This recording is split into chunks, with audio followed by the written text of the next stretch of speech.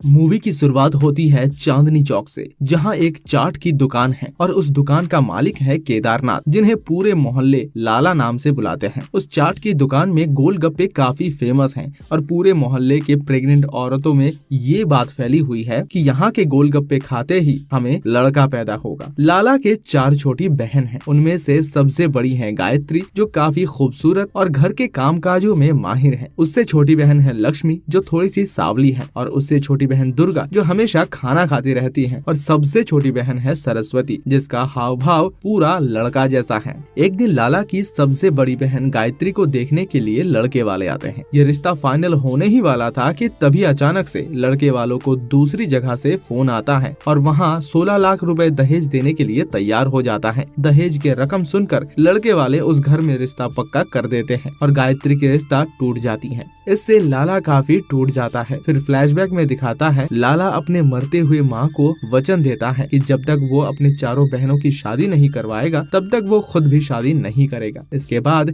Scene फिर से present day पर आ जाता है, जहाँ सपना के पापा सपना को लेकर लाला के पास आते हैं और उससे पूछता है कि वो सपना से कब शादी करेगा। सपना और लाला एक दूसरे को बचपन से प्यार करते हैं। लाला भी सपना से बहुत प्यार करता है और शादी भी करना चाहता है, लेकिन अपनी माँ को दिए हुए वचन के कारण वो शादी नहीं कर पा रहा है, क्योंकि उसे पहले अपने चारों बहनों की शादी करवाना है। सपना के पापा लाला को आखिरी 6 महीने का वक्त देता है। इन 6 महीने के अंदर अगर लाला अपने चारों बहन के शादी करवा लेता है तो ठीक है, नहीं तो वो दूसरे जगह सपना की शादी करवा देगा। लाला काफी टेंशन में आ जाता है। एक दिन एक आदमी लाला को अपने बेटी की शादी में इनवाइट करता है। लाला ये खबर सुनकर काफी चौंक जाता है, क्योंकि उस आदमी के बेटी की शादी है और वो भी बिना दहेज के। दरअसल उस आदमी की बेटी हद से ज्यादा मोटी है। लाला को पता चल जाता है कि ये रिश्ता शालू नाम की एक औरत ने करवाई है। असल में शालू एक एजेंसी चलाती है, जहां वो शादी के लिए मैचिंग जोड़ी ढूंढ कर लाती है। लाला फिर शालू से मिलता है और फिर अपने चारों बहनों के लिए रिश्ता ढूंढने के लिए रिक्वेस्ट करते हैं।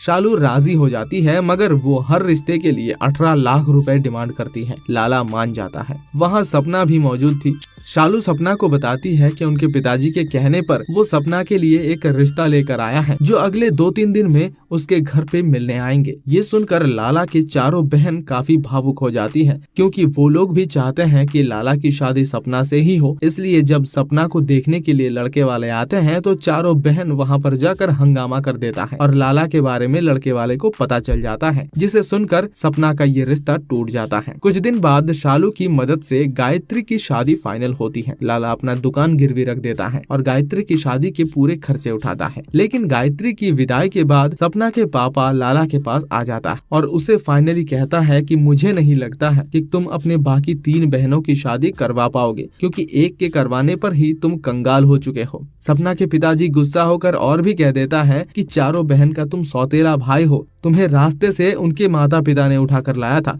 ये बातें सुनकर तीनों बहनें काफी भड़क जाता है और सपना के पिताजी को पीटने लगते हैं, क्योंकि चारों बहन ही लाला को कभी सौतेला भाई नहीं माना और लाला भी अपने जान से ज्यादा उन्हें प्यार करते हैं। फिर कुछ दिन बाद शालू ने लाला के 2 बहन लक्ष्मी और दुर्गा के लिए रिश्ता लेकर आती है, लेकिन लाला ये रिश्ता सीधा तोड़ देता है, क्योंकि वो दोनों भाई हकला है। लाला के टेंशन भी दिन प्रतिदिन बढ़ जा रहा था, क्योंकि सपना की दूसरी जगह शादी फाइनल हो गई थी और बाकी 3 बहनों की शादी के लिए उसे 30 से 40 लाख रुपए की जुगाड़ लगाना है। एक दिन लाला अपने बहनों से झूठ बोलकर 2 दिन के लिए बाहर जाता है। वो अपने बहनों को बताता है कि वो भोपाल जा रहा है और रक्षाबंधन के दिन वापस आ जाएगा। दरअसल लाला अपने एक किडनी बेचने जाता है, जिसके बाद उसे 50 लाख रुपए मिला। उन पैसों से वो आराम से अपने बाकी बहनों की शादी करवा सकता है। रक्षाबंधन के दिन जब वो घर वापस आता है, उसके पास एक कॉल आता है। वो जब कॉल उठाता है तो उसके पैरों तले से जमीन खिसक जाता है। उसे पता चलता है कि गायत्री सुसाइड कर ली है। लाला गायत्री के ससुराल में जाता है और उनसे पूछता है कि क्या कमी रह गई थी कि उनके बहन सुसाइड करने पर मजबूर हो गई। तभी कुछ पड़ोसी से पता चलता है कि गायत्री के ससुराल वाले गायत्री से रोज एक डबल डोर फ्रिज की डिमांड कर रहे थे और इसके लिए गायत्री को वो लोग मारते भी थे। गायत्री की अंतिम संस्कार के बाद लाला अपने तीनों बहनों को समझाता है कि एक मामूली से फ्रिज के लिए उनकी एक बहन की मौत हो गई, इसलिए वो लोग खुद को ऐसे बनाए कि उनकी शादी के वक्त वक्त कोई दहेज ना लगे, बाकी वो लोग लड़के वाले से दहेज ले सके। लाला ये प्रण लेता है कि वो बाकी तीनों बहनों की हायर एजुकेशन के लिए वो सब पैसा खर्चा करेगा। लाला की 3 बहन भी भावुक हो जाती हैं और अपने पैरों पर खड़ा होने के लिए काफी मेहनत करने लगती हैं। दूसरी तरफ सपना की शादी फाइनल हो जाती है, लेकिन शादी के फेरे के समय सपना के पिता थोड़ा भावुक हो जाता है और वो सपना को एक आखिरी मौका देता है लाला से शादी करने का। सपना फिर लाला के पास आ जाती है और उनको बताती है कि वो लाला के लिए पूरी जिंदगी इंतजार करने के लिए तैयार है। दूसरी तरफ सपना जिनसे शादी कर रही थी वो सबके सामने ये खुलासा कर देता है कि उसे सपना नहीं बल्कि लाला की बहन लक्ष्मी पसंद है। ये बात सुनकर लाला भी काफी खुश हो जाता है और अगले कुछ दिन में लक्ष्मी की शादी उससे करवा देती है।